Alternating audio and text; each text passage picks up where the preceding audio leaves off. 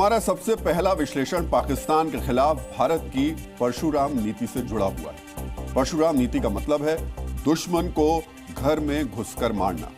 हमारे धर्म ग्रंथों में इस बात का उल्लेख है कि एक बार महिष्मती के शक्तिशाली राजा सहस्त्रार्जुन ने परशुराम के माता पिता का अपमान किया था। उनके घर में तोड़फोड़ की थी, उनके कामधेनु गाय छीन ली थी। तब परशुराम ने महिष्मती में घुसकर सहस्त्रार्जुन का वध कर दिया। भारत भी पाकिस्तान को घर में घुसकर मारने के लिए तैयार है। आज प्रधानमंत्री आवास पर बहुत बड़ी बैठक हुई जिसमें यह तय हुआ कि आतंकवाद को मिटाना है और इसके लिए सेना को पूरी छूट दे दी गई है। लेकिन उस बैठक से पहले आज पीएम मोदी ने एक कार्यक्रम के दौरान जो संकेत दिए, पहले उसे सुनिए, क्योंकि पता चला है कि पिछले कुछ घंटों से पीएम के इस बयान को पाकिस्तान में रिवाइंड करके लगातार सुना जा रहा है। हमारे पास समय सीमित है, लक्ष्य बड़े हैं।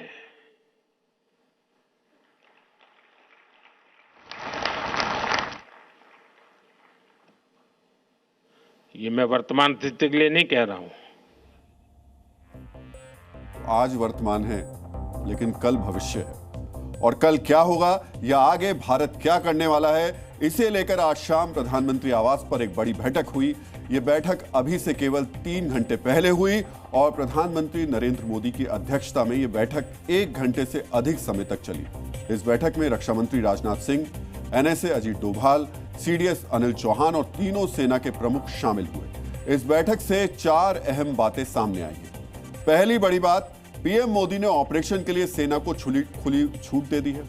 दूसरी बड़ी बात, आतंकवाद के खिलाफ सेना के हर एक्शन को प्रधानमंत्री का सपोर्ट है। तीसरी बड़ी बात, सेना एक्शन के लिए वक्त, जगह, तरीका और लक्ष्य तय करे। और चौथी बड़ी बात, पीएम मोदी ने सेना पर पूरा विश्वास जताया। आर्मी को खुली छूट देने का मतलब है कि पाकिस्तान पर हमले का तरीका, टारगेट और टाइम ये तीनों सेना ही तय करेगी। अब हम आपको थोड़ा विस्तार से समझा देते हैं कि ये जो सेना को छूट दी गई है, इससे होगा क्या। बहुत कम ऐसे मौके आते हैं जब सेना को इस तरह से खुली छूट दी जाती है। अब हम आसान भाषा में खुली छूट को डिकोड करते हैं ताकि आपको इन 2 शक्तिशाली शब्दों का मतलब समझ में आ जाए। पहला मतलब यह है कि देश के राजनीतिक नेतृत्व ने अब सेना को पूरी तरीके से खुली छूट दी है। अब इस आदेश के बाद सरकार और सेना के बीच ना तो कोई मीटिंग होगी, ना ही सेना को किसी से कोई और बात पूछने की जरूरत है और ना ही अब सेना से कोई जवाब मांगा जाएगा। सेना अपनी मर्जी के मुताबिक कहीं भी मिलिट्री ऑपरेशन करने के लिए स्वतंत्र है। इसमें देश के अंदर और देश की सीमा के बाहर का इलाका भी शामिल है। यानी सेना चाहे तो पीओके या फिर इंटरनेशनल बॉर्डर पार करके पाकिस्तान में भी घुस सकती है। अब सेना को अपने मोबिलाइजेशन मतलब सैनिकों को तैयार करके उन्हें तैनात करने की खुली छूट मिल चुकी है। इस ऑर्डर के बाद सेना अपने ऑपरेशन की जरूरतों के हिसाब से किसी भी हथियार का इस्तेमाल कर सकती है, चाहे वो फाइटर जेट हो, मिसाइल हो या फिर बम से हमला करने का फैसला हो। हर तरह से हथियार की इजाजत उन्हें मिल गई है। और अब पाकिस्तान के खिलाफ ऑपरेशन कब और कहां लॉन्च होगा, इसका फैसला तीनों सेनाओं के चीफ करेंगे। प्रधानमंत्री नरेंद्र मोदी से जब सेना को खुली छूट उन्होंने दी तो सेना ने अपना जो बदला है सूद समेत वापस लिया। कैसे, हम बताते हैं। 18 सितंबर 2016 को उरी में आतंकी हमला हुआ था। हमले के 10वें दिन 28 सितंबर 2016 को पीओके में सर्जिकल स्ट्राइक हुई। इसी तरह 14 फरवरी 2019 को पुलवामा में आतंकी हमला हुआ। इस हमले के 12वें दिन यानी 26 फरवरी 2019 को बालाकोट में एयर स्ट्राइक हुई। अब 22 अप्रैल 2025 को पहलगाम में आतंकी हमला हुआ। अभी तक 6 दिन बीत चुके हैं और आज 7वां दिन है। आतंकी हमले के 8वें दिन कल यानी बुधवार को 4 बैठक होने वाली हैं। मतलब अगला एक्शन जल्द होने वाला है। सेना को खुली छूट देने वाली मीटिंग के इस वीडियो को भी आपको बहुत ही ध्यान से देखना चाहिए। करीब 30 सेकंड के इस वीडियो को आज हम आपके लिए डिकोड करेंगे। इस वीडियो में आप देखेंगे कि सीडीएस अनिल चौहान के बगल में 2 लाल रंग की फाइल्स हैं, वहीं आर्मी चीफ अनिल द्विवेदी के बगल में एक काले रंग की फाइल है। करीब 30 सेकंड के इस वीडियो में आप देख सकते हैं कि रक्षा मंत्री राजनाथ सिंह को छोड़कर सबके सामने टेबल पर काफी कागज हैं, खासतौर पर एनएसए अजीत डोभाल के सामने।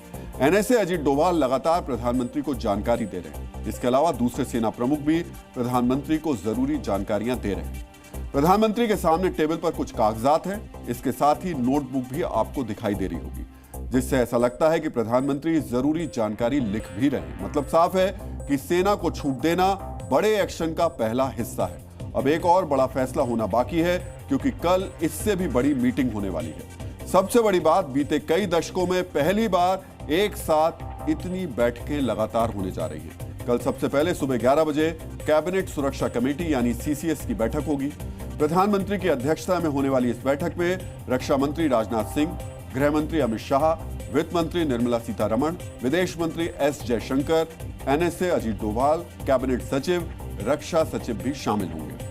सीसीएस की बैठक के बाद फिर से प्रधानमंत्री नरेंद्र मोदी की अध्यक्षता में दूसरी बैठक सीसीपीए यानी cabinet committee on political affairs की होगी। इस बैठक में रक्षा मंत्री राजनाथ सिंह, गृह मंत्री अमित शाह, केंद्रीय सड़क एवं परिवहन मंत्री नितिन गडकरी, स्वास्थ्य मंत्री जेपी नड्डा समेत 13 केंद्रीय मंत्री शामिल हो सकते हैं।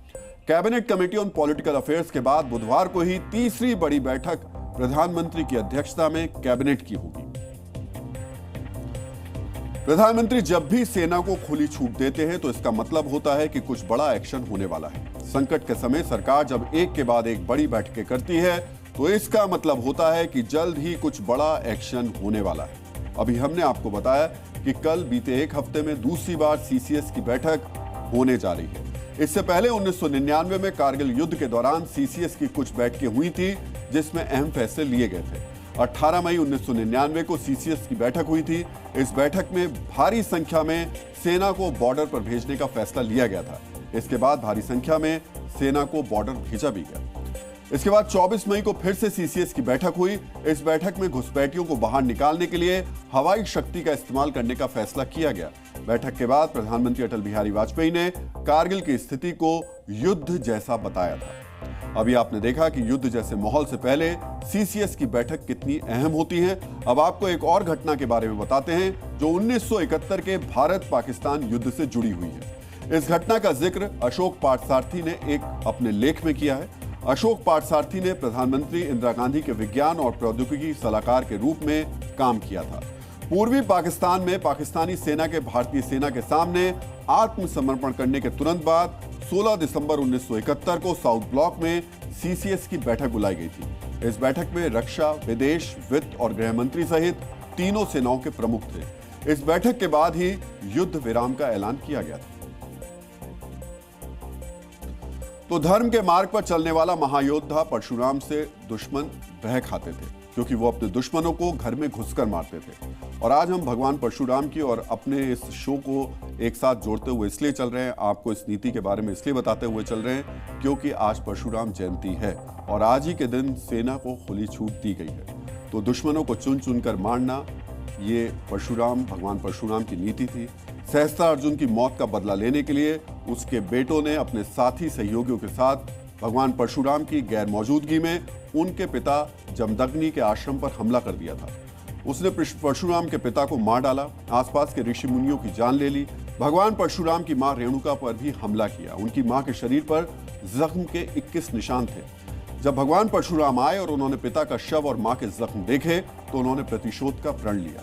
महिष्मती जाकर न सिर्फ सहस्त्रार्जुन के बेटों को मारा, बल्कि जितने भी लोग उस हमले में शामिल थे सबको चुन चुन कर मारा। आज भारत का भी ऐसा ही कुछ इरादा है। हमारी सुरक्षा एजेंसियां हर उस व्यक्ति का पता लगा रही हैं जो पहलगाम में आतंकी हमला करने वालों का मददगार हो सकता है। इस हमले का एक वीडियो वायरल होने के बाद ऐसा ही एक शख्स भारतीय जांच एजेंसी की रडार पर आ गया।